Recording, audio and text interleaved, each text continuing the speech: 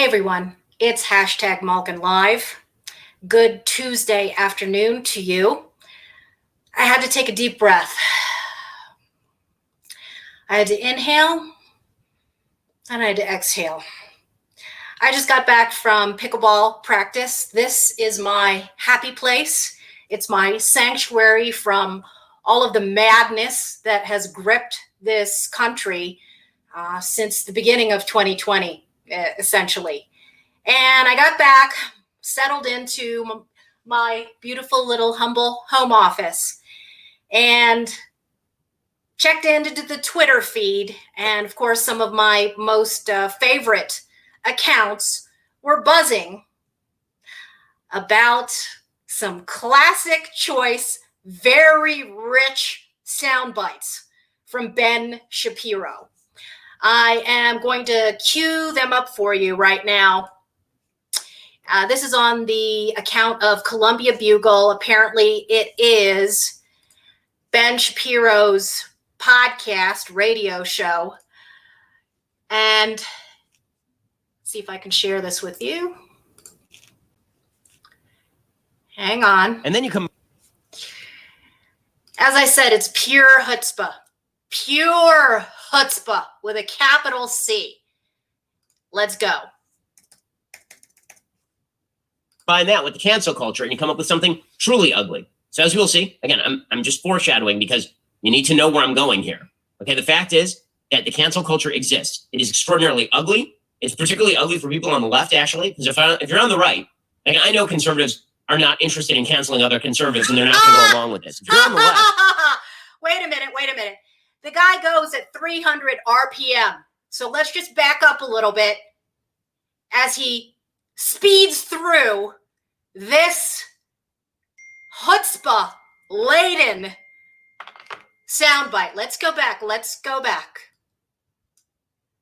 Other conservatives, and they're not going to go along with this. If you're on the left, you probably will be canceled because your own crowd is going to flee from you screaming and running for the hills with their hair on fire the minute that you are called out as anything approaching a racist. That's the way that this works. But the left is going to claim that because Trump mentioned cancel culture at Mount Rushmore, it doesn't exist. Again, figment of your imagination. Gaslighting. And then you combine that with cancel culture and you come up with something truly ugly. So as we'll see, again, I'm just foreshadowing because you need to know where I'm going here. Just playing it back for you, okay? That the cancel culture exists. It is extraordinarily ugly. It's particularly ugly for people on the left, actually. Yeah. Just hang on to that, okay? It's ugly. Then watch him pivot to blaming the left for cancel culture.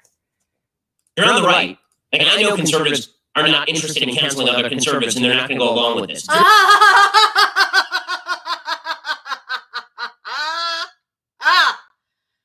know conservatives are not interested in canceling other conservatives. If you're on the left, you probably will be canceled because your own crowd is going to flee from you screaming and running for the hills with their hair on fire the minute that you are called out as anything approaching a racist. Yeah. Okay. So the big lie that it's only the left that runs for the hills screaming when the false accusation of racism gets bandied about. That's the way that this works. But the left is going to claim that because Trump mentioned cancel culture at Mount Rushmore, it doesn't exist. Again, figment of your imagination. Gaslighting. Boop. Boop, boop, boop. So, the big hoax here is that Ben Shapiro is the truth teller, the warrior calling out people who pretend that cancel culture doesn't exist, as if it's some figment of the imagination. It is not a figment of my imagination that last fall, let's see, that was mid-November 2019, December, January, February, March, April, May, June, July. It's been 8 months since this man tried to get me canceled. As you can see by the fact that I'm still mouthing off here on Twitter and on YouTube and on other alternative platforms, as well as now a contributor and soon to be host of a new show on Newsmax. This pathetic cancel culture king failed. And now he thinks he can sit there in his Con Inc. subsidized studio and pretend that he had nothing to do with leading the charge against me, someone who has spent more than half my life, nearly 30 years, in the conservative movement. Let's get that face off of there. I'm sick of seeing it. You see this hat that I'm wearing? There's a reason why I'm wearing it. This, America First, is why he tried to cancel me. Let me remind those of you who are new to this, who've been snoozing, who've been sleeping, or who have as conveniently short memories, brains addled by amnesia, as Ben Shapiro and the Daily Caller crew and all of the Con Inc. groups that tried to cancel me and tried to stifle this movement, America First. The reason I stood up for young men who were turning up at events on college campuses that were sponsored by both the Young Americas Foundation and Turning Point USA is because they were speaking truth to establishment, open borders, Inc. power. This is the fundamental existential battle that we continue to fight on the right. And if you believe all the false lies and narratives about what happened last fall, you will not be able to identify our worst enemies now.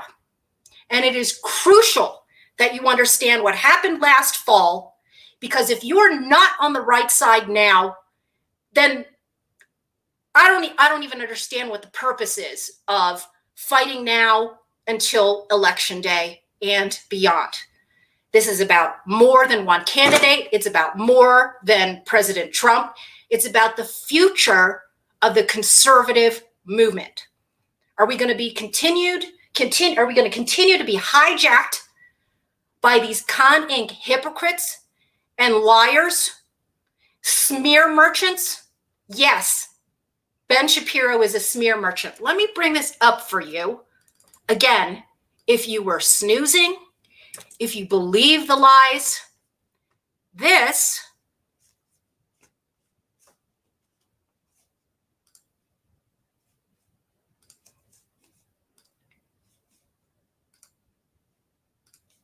is the article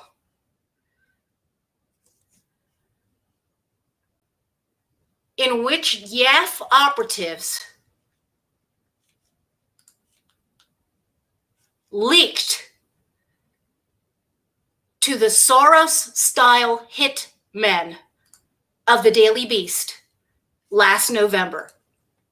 Conservative group fires Michelle Malkin over support for, quote, Holocaust denier. Everything in this headline and everything in this article is a lie. I supported the America First movement for challenging open borders morons like Charlie Kirk, for advocating things like stapling green cards to the diplomas of F1 international student visa holders. I supported the young men on college campuses who were politely lining up at Q&As at TPUSA and YAF events to challenge the licentiousness and the social liberalism, the neoliberalism of these groups whose leaders embrace drag queens and Hollywood simps. And yes, I support the men who, many of whom were followers and viewers of Nick Fuentes, who has been producing the America First show for years before he was unceremoniously unplugged on YouTube recently for challenging the dual loyalties and America last allegiances, not only of the people who populate and staff these Con Inc. groups, but who fund them. This is perfectly in line with the book that I was promoting last fall, promoting many of the basic ideas that I have been expounding on for the last 25 plus years with regard to sovereignty, with regard to immigration enforcement, and particularly with regard to the deleterious impact that mass migration has had on our country since 1965 and the passage of the disastrous Hart-Celler Act. People have accused me and Nick Fuentes and many of the friends and allies that I've made over the last 8 months of being so-called grifters. There is no money in telling the truth. There is no Con Inc. donor support in calling out these two-faced pundits and keyboard warriors. I am not a Holocaust denier, neither is Nick Fuentes.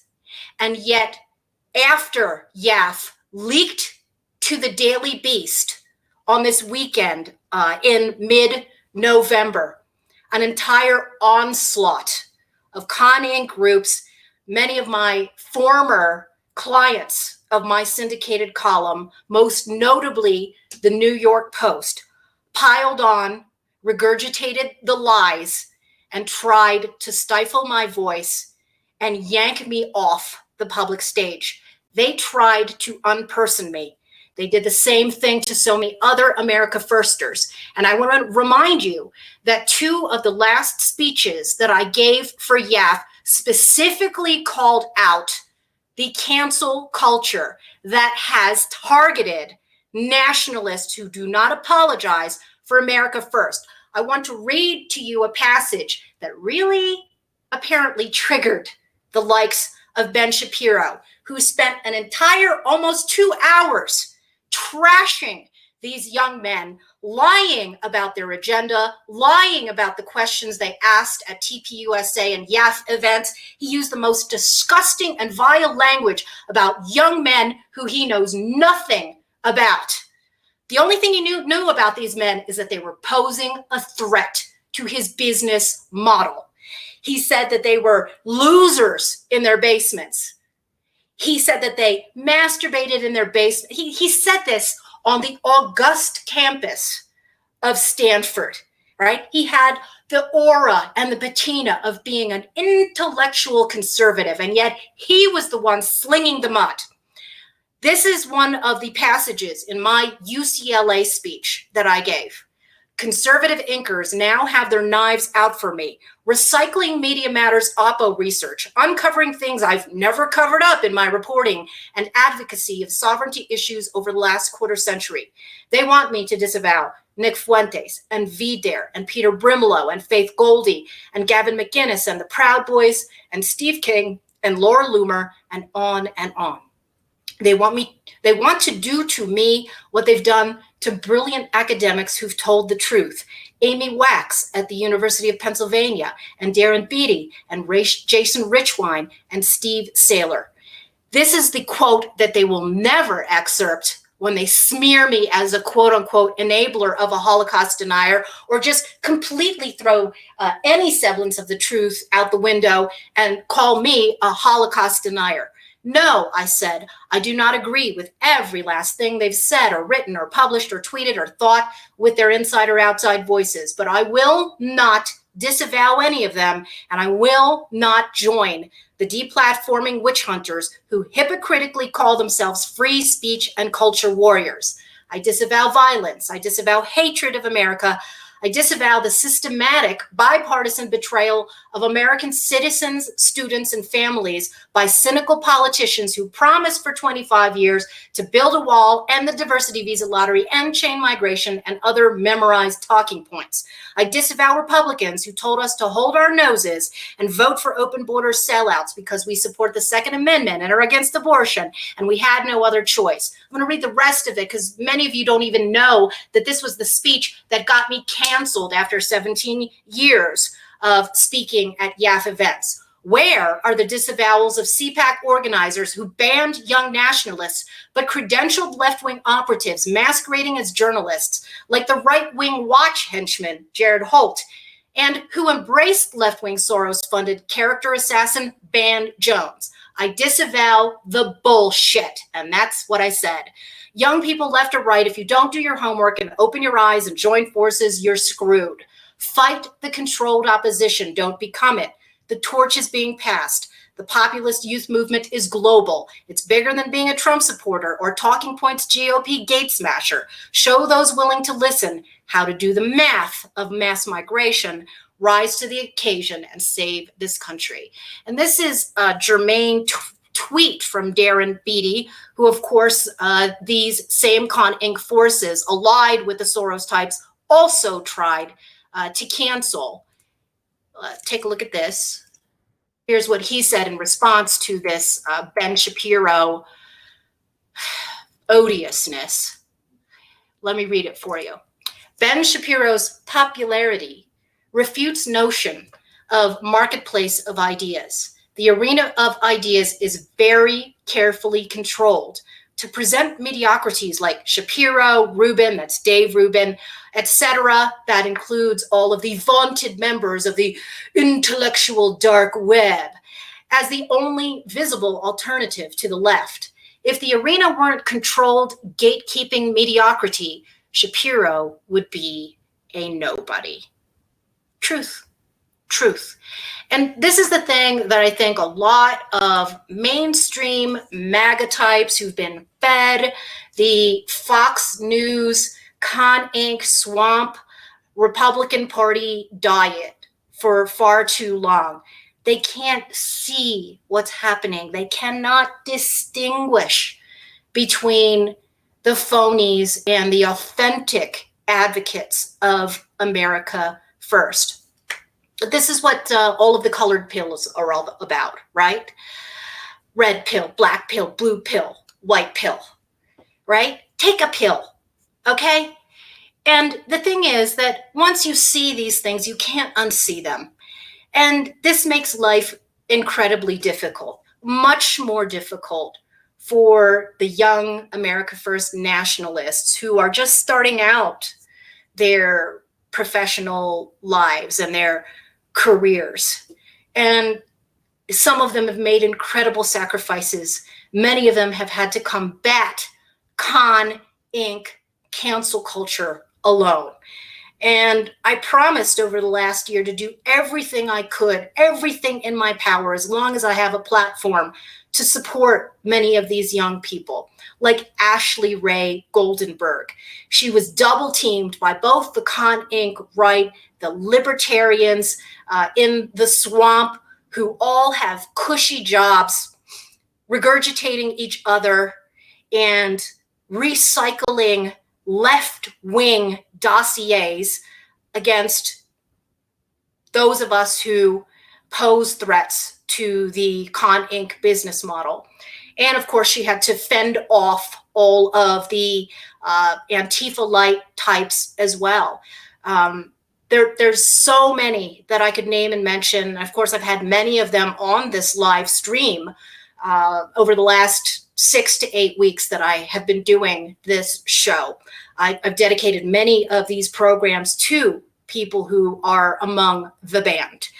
And I want to make a special note to talk about the Proud Boys. Some of you know that Gavin McInnes is one of the first people that I had on the show. And people like Ben Shapiro and David French and the Bulwark and the Silicon Valley funded hit piece organizations that masquerade as intellectual journalism and the leading lights on the DC right derided and denigrated my defense of the Proud Boys back in the fall and, of course, even up to present day. And they sneered at them as, quote unquote, street brawlers. They said that I was an endorser and promoter of street brawlers. Does this sound familiar? Does this sound familiar? It's the same smear merchant tactics that we've seen over and over again with Con Inc. virtue signalers, right? They have They don't care about the fact that two young men who were Proud Boys in New York, who had been part of a group that had been with Gavin McInnes after a funny speech that he gave at a New York Republican club, had been essentially pinned down by a group of Antifa. And that, in fact, the NYPD, if they didn't stand down, they simply allowed an attack to happen. These two young men defended themselves. Their supposed victims refused to take the stand. And Cyrus Vance, the DA, and the Democrats leveraged this for political gain and threw those men in prison.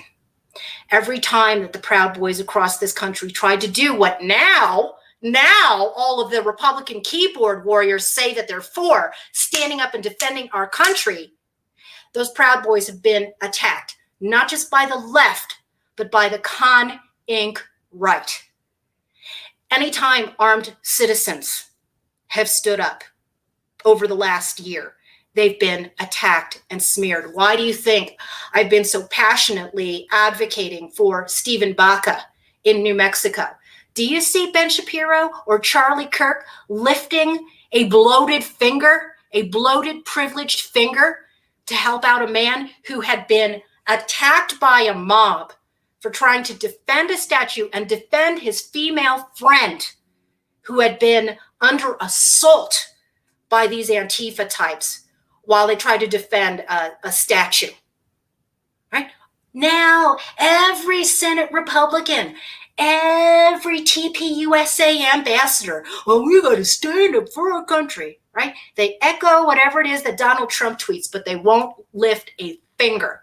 They won't get out there on the front lines. Every Defend Our Monuments rally that you've seen since the George Floyd conflagration began has been grassroots citizens. Gavin Wax, who I had on this show a couple of weeks ago, organized one of these protests at the Theodore Roosevelt statue in New York City at the Natural History Museum there. He put out a call for people to come. Was there a single elected Republican official? Was there a single Republican Party official that showed up? No. Was there the Republican mayor of my city when I held my Defend Our Monuments rally on Flag Day? Not a single one showed up. It was all grassroots, conservative citizens, America First types. Yes, groypers, the groypers that have been denigrated by the likes of Ben Shapiro, who can ramble and babble on and on and on and on and on and on about how conservatives are not for cancel culture. You lying liar. You think that I'm just going to shut up about it? You think I'm not going to shut up about the fact that you placed a call to me, essentially threatening me, telling me that I would regret